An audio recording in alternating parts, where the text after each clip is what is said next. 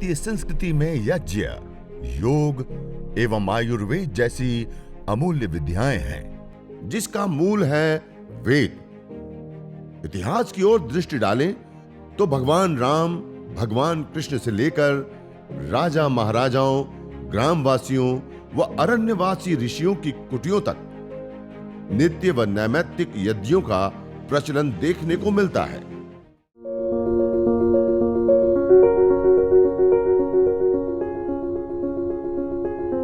पुणे का एक केस आया कि 7वें महीने में गर्भ के अंदर बच्चा एकदम निष्क्रिय हो गया था, छोटा हो गया था पूरा, और डॉक्टर ने बोला कि अब तो अबॉर्शन करना पड़ेगा इसका। वहां से फोन आया तो हमने डॉक्टर तारा सिंह जी जो आपके बीच में है यहाँ पर, उनसे बात की तो उन्होंने बोला कि उनको यज्ञ कराओ। लेखा माता जी के माध्यम से, डोंबिवली से उनसे बात हुई तो नीचे यज्ञ के हवन कुंड के नीचे उसमें ड्राई फ्रूट का लेवल बिछाया गया, सभी तरह के ड्राई फ्रूट उसमें लगाए गए और फिर यज्ञ चालू किया। देखिए 2 महीना यज्ञ करने से वो बच्चा वापस पुष्ट हो गया और नॉर्मल डिलीवरी हुई उसकी, और प्रॉपर वजन जो होना चाहिए 2 किलो 900-800 ग्राम वो उसने बच्ची को जन्म दिया। मेरी माताजी आज 84 इयर्स की हैं, 3 बार पैरालिसिस हो गया, हमने 3 बार उसको ठीक कर लिया। आज वो अपने पैरों पे चलकर जाती है। रोज यज्ञ हमारे साथ में सोफे पे बैठ के सब सुनते हैं, उनको पूरा यज्ञ याद है। लेकिन एक भी परिवार का मेंबर, जब से हम आज 5 साल से यज्ञ कर रहे हैं, हमारा एक भी फैमिली मेंबर आज हॉस्पिटलाइज नहीं है, डॉक्टर की मेडिसिन नहीं ले रहा है, और ज्यादा से ज्यादा अभी हम योग और यज्ञ को ही बढ़ाते चले जा रहे हैं।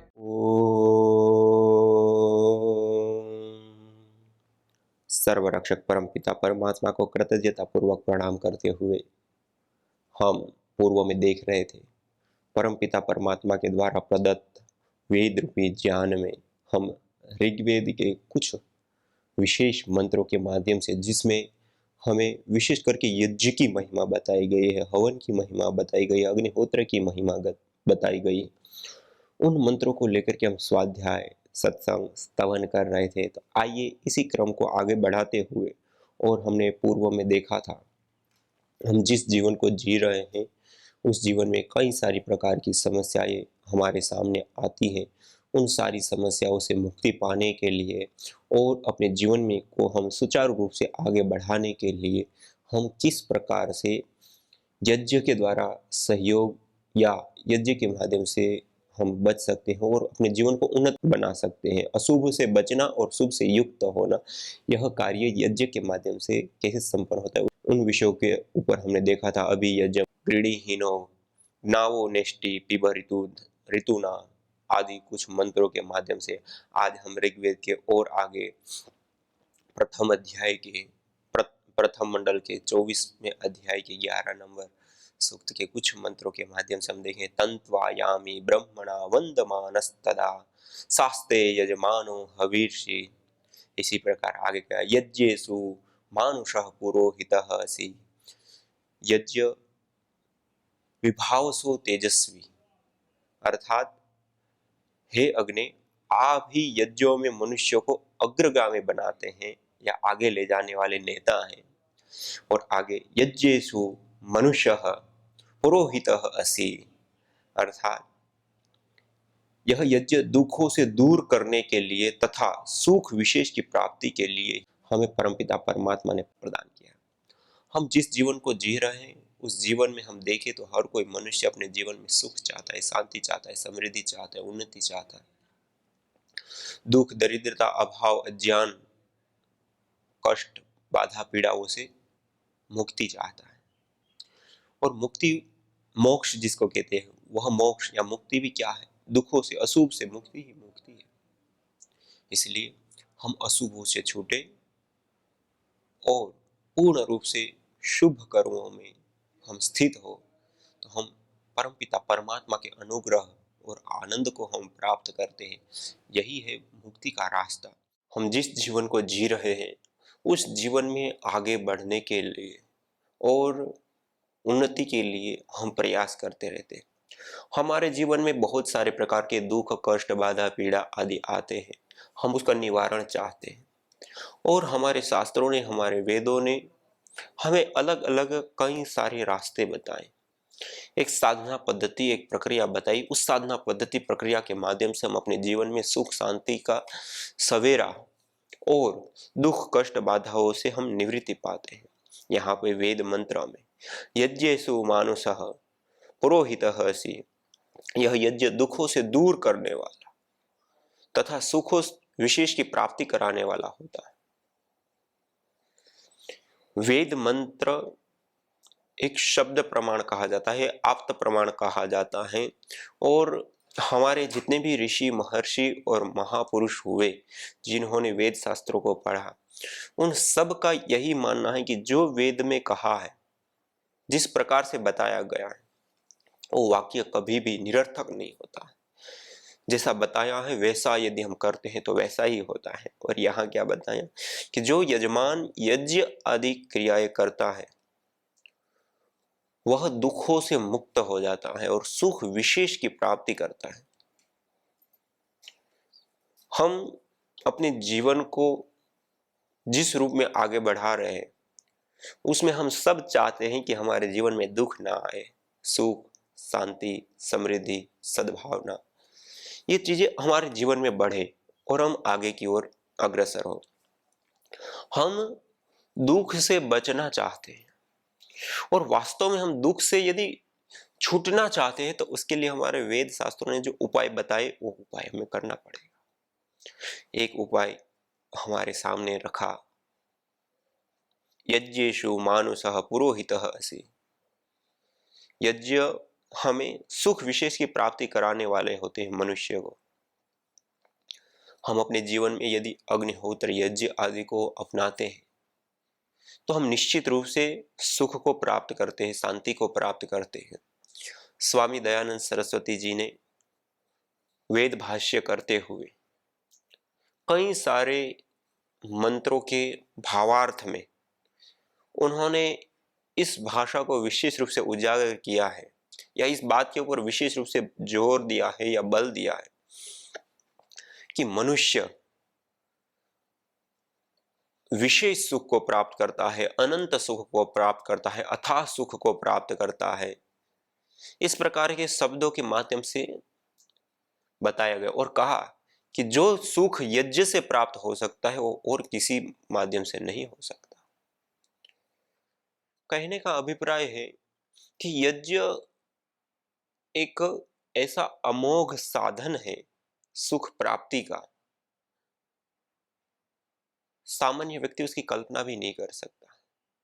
इसलिए तो हमारे ऋषि महर्षियों ने, हमारे शास्त्रकारों ने, चाहे वह वेद हो, उपनिषद हो, दर्शन हो, चाहे वो हमारे ब्राह्मण ग्रंथ हो या इससे तैत्तिरीय आदि जो ग्रंथ हैं या और भी जो हमारे नीति शास्त्र हो, स्मृति शास्त्र हो या ऐतिहासिक शास्त्र, हमारे रामायण महाभारत आदि जितने भी हमारे शास्त्र हैं वो सब यज्ञ की महिमा गा रहे हैं, सब यज्ञ को करने के लिए कह रहे हैं।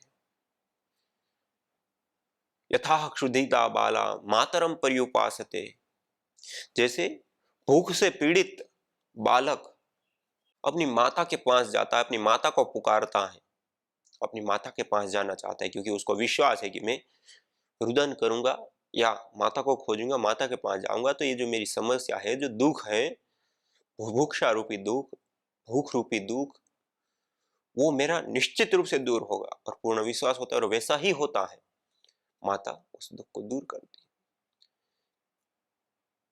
इसी प्रकार से सभी मनुष्यगण अग्निहोत्र की उपासना करते हैं सुख विशेष की प्राप्ति के लिए। यह उपनिषद में यथा क्षुधिता बाला मातरम पर्युपासते तथैव, ऐसे ही मनुष्यगण जो है उसको भी इसी प्रकार से अग्निहोत्र सुख देने वाला होता है और मनुष्यगण यज्ञ की शरण में जाते हैं सुख विशेष की कामना को लेकर के। और जैसे हम समाज में देखते हैं, कोई ऐसा बालक आपको नहीं देखने को मिलेगा जो वास्तव में वो भूखा है और माता को पुकार रहा है और माता उसकी भूभुक्षा को ना पूरा कर पाए, तुरंत उसकी माँ उसके लिए जो करना पड़ सकता है वो करके उसके दुख का निवारण करती है। ऐसे ही परमपिता परमात्मा या जो ईश्वरीय शक्तियां, देवीय शक्तियां, वह ईश्वरीय शक्तियां, देवीय शक्तियां इस धरती पर अवतरित होती, जहां हम यज्ञ करते हैं उस यज्ञ स्थान पर, वह एक विशेष पूजा का स्थान है। वहां पे सभी प्रकार की जो देवीय शक्तियां हैं वो हमारे पास आती है और वह जो देवीय शक्तियां है वो हमें तृप्त करती है, पुष्ट करती है, संतुष्ट करती है, हमारी मनोकामनाओं को पूर्ण करती है और हम जो चाहते हैं सुख विशेष उसकी आपूर्ति करने वाली होती है। इसलिए हम यज्ञ करते हैं, हवन करते हैं, अग्निहोत्र आदि करते हैं, तो उसके माध्यम से हम अनंत प्रकार के सुखों की सिद्धि करते हैं। इसलिए यहाँ वेद में कहा कि जो व्यक्ति, जो मनुष्य यज्ञ करता है वो सुख विशेष की प्राप्ति करता है। इस सुख विशेष की प्राप्ति के लिए हम अग्निहोत्र यज्ञ हवन करते हैं और इस अग्निहोत्र हवन यज्ञ से हम सुख विशेष को प्राप्त होते हैं और करते हैं। तो सुख विशेष की प्राप्ति के लिए यज्ञ, हवन, अग्निहोत्र को विशेष रूप से देखा गया है। यज्ञ, हवन, अग्निहोत्र हमारे जीवन में और इस जगत में दोनों में सुख का, शुभ का आदान करने वाला होता है। सुख विशेष की प्राप्ति के लिए यज्ञ मूल केंद्र माने गए हैं। यज्ञ एक प्रकार के नहीं अपितु अनेक प्रकार के किए जाते हैं, नित्य, नैमित्तिक और काम्य के रूप में। और सभी के सभी यज्ञ सबसे पहले मनुष्य जीवन, प्रकृति और जो अन्य जीव है उन सब में सुख का, शुभ का आधान करता है, संतुलन को स्थापित करता है। इसके कारण से हम अनेक प्रकार के सुखों को सिद्ध करने वाले यज्ञ को अपने जीवन में स्थान देते हैं। इसलिए हमारे शास्त्रकारों ने भी हमारी परंपराओं में, हमारे पर्वों में, हमारे संस्कारों के साथ अलग अलग रूपों में यज्ञ को जोड़ा, जिसे मनुष्य समाज उन यज्ञों का आचरण करता रहे और परम सुख की सिद्धि को प्राप्त करे। यज्ञ मनोकामनाओं के और व्यक्तिगत सुखों के लिए, लाभ के लिए तो है ही है, लेकिन यदि हम मुख्यतया देखें, विशेष रूप से देखें, तो सार्वजनिक जो सुख होते हैं, सामुदायिक जो सुख होते हैं, जीव मात्र का जो सुख, शांति या समृद्धि का, ऐश्वर्य का कोई प्रतीक है तो यज्ञ है। क्योंकि यज्ञ करने से जो सुरभि, जो सुगंधी, जो पवित्र वायुमंडल का निर्माण होता है, जो जीवनीय ऊर्जा का निर्माण होता है, जो जीवनीय ऊर्जा का संचार होता है, वह जीव मात्र के लिए विशेष करके लाभकारी होता है। चाहे वह कीट, पतंग, पशु, पक्षी, पेड़ पौधे, वनस्पति जगत हो, चाहे मनुष्य हो, हर कोई जीव उस ऊर्जा से ऊर्जान्वित होता है, उस ऊर्जा से युक्त होता है। हर कोई मनुष्य, हर कोई जीव श्वास लेता है, अर्थात जीवन जिसमें है वो वायु से संबंध रखता है। विशेष करके हम मनुष्य जीव है, हम विशेष रूप से वायु से संबंध रखते हैं।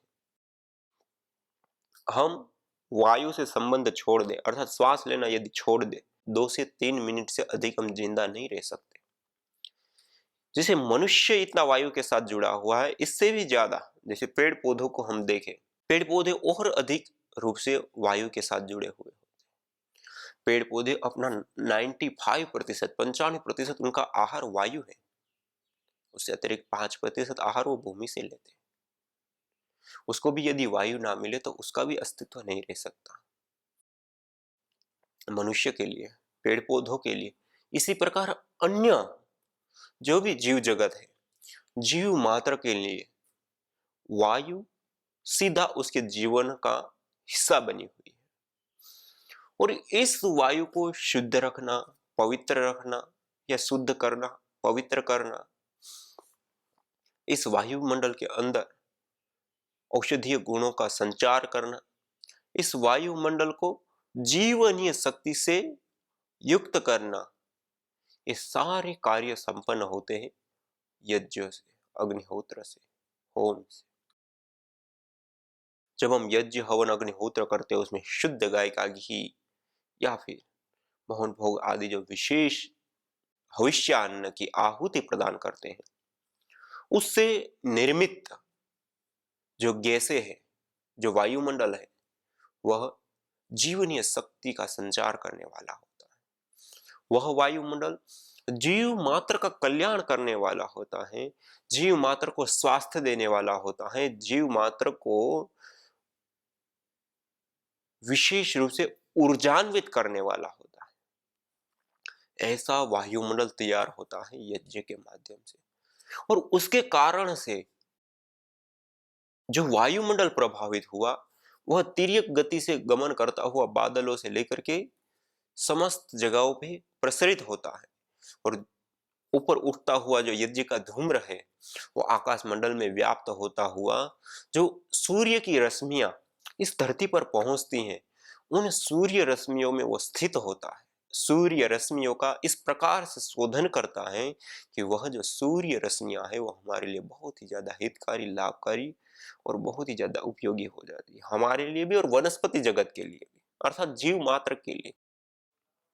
जीव मात्र माने कीट पतंग, पशु पक्षी, पेड़ पौधे, संपूर्ण वनस्पति जगत से लेकर के मनुष्य पर्यंत सब आ जाते हैं। तो जीव मात्र का कल्याण करने वाली होती है रश्मियां, यज्ञ के धूम्र से शोधित होकर के धरती पर आती है। इतना ही नहीं, जो धूम्र आकाश की ओर ऊपर उठता है, वो जो आकाश मंडल के अंदर जो जल के कण व्याप्त है, उसको भी संघनित करने का, उसको शुद्ध करने का, उसके अंदर भी औषधीय तत्वों का संचार करने का कार्य करता है। और जो मेघ है, बादल है, वह बादल उस वायु से शुद्ध, पवित्र और उस ऊर्जाओं से ऊर्जान्वित होकर के फिर जब वह वृष्टि के रूप में वो जल धरती पर आता है, तो धरती पर जितने भी जलाशय हैं, उन सब जलाशयों को वह सुरक्षित और औषधीय तत्वों से युक्त करने का कार्य करता है। इतना ही नहीं, उसके साथ साथ जो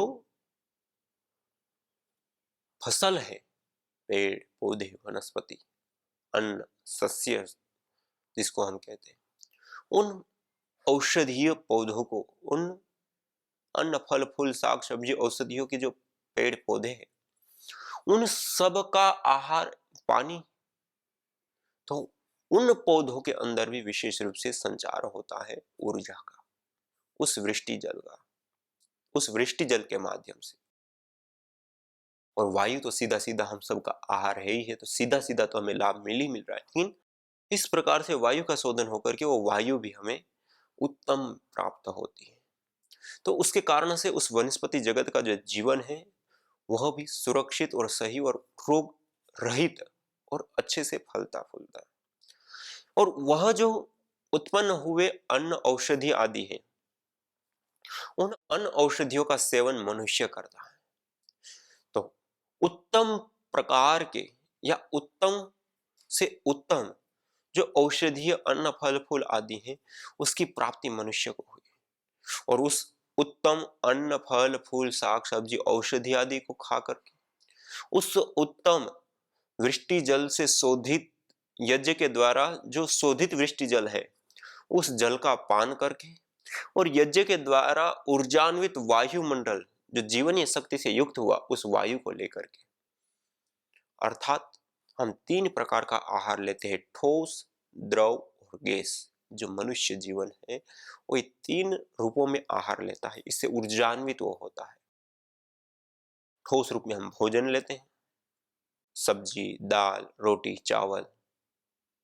द्रव रूप में हम पानी लेते हैं, और गैस रूप में हम वायु लेते हैं।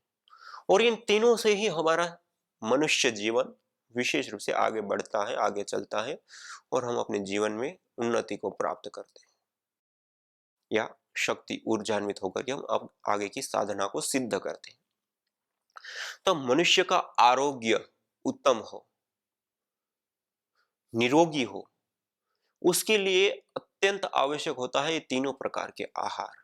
इसीलिए कहा था ना, जैसा खाए अन्न वैसा होए मन। अन्न अर्थात केवल धान्य चीजें ही नहीं, अन्न अर्थात जो भी जिससे हमें ऊर्जा मिलती है, जिससे हमारा जीवन चलता है, उसको कहते हैं अन्न। जिससे हमारी ऊर्जा की पूर्ति होती है, उसको कहते हैं अन्न। वह अन्न हम तीन रूपों में लेते हैं, ठोस, द्रव और गैस। तीनों रूपों में हम आहार लेते हैं, उससे ऊर्जान्वित होते हैं और उससे हमारा जीवन सुचारू रूप से और अच्छे रूप में चलता है। हम ठोस रूप भोजन 2 से 3 बार लेते हैं दिन भर में।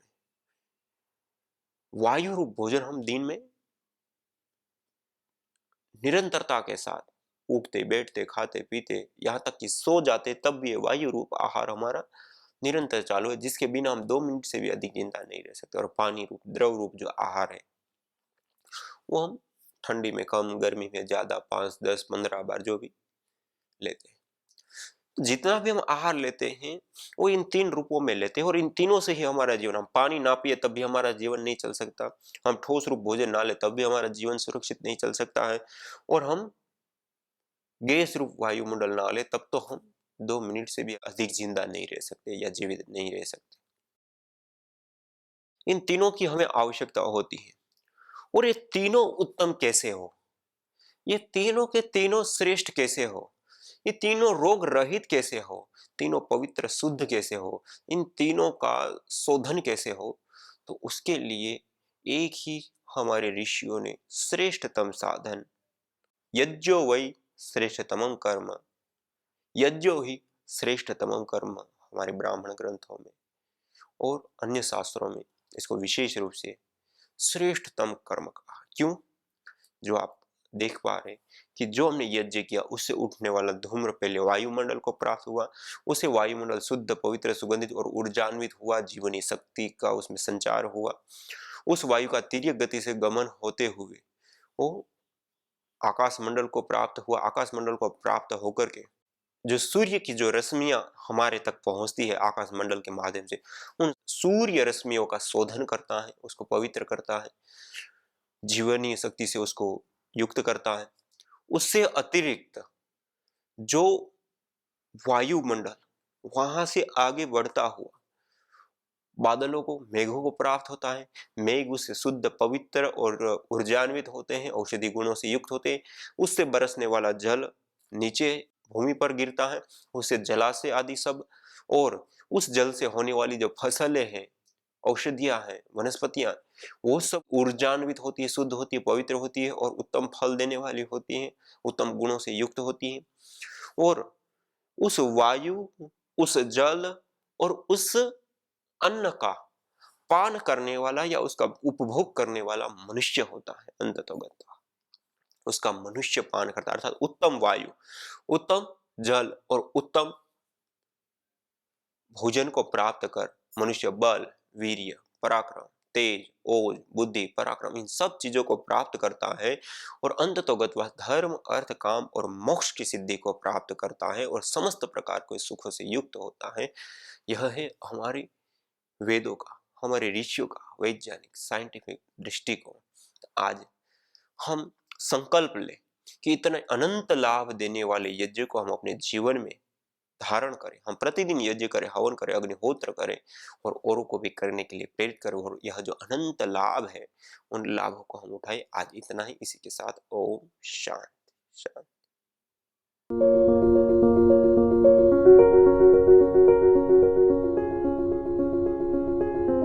पुणे का एक केस आया कि 7वें महीने में गर्भ के अंदर बच्चा एकदम निष्क्रिय हो गया था, छोटा हो गया था पूरा, और डॉक्टर ने बोला कि अब तो अबॉर्शन करना पड़ेगा इसका।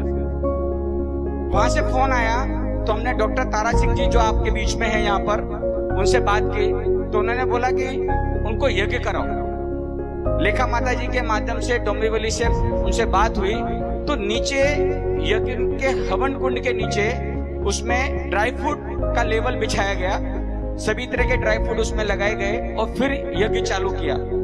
देखिए 2 महीना यज्ञ करने से वो बच्चा वापस पुष्ट हो गया और नॉर्मल डिलीवरी हुई उसकी, और प्रॉपर वजन जो होना चाहिए 2 किलो 900-800 ग्राम, वो उसने बच्ची को जन्म दिया।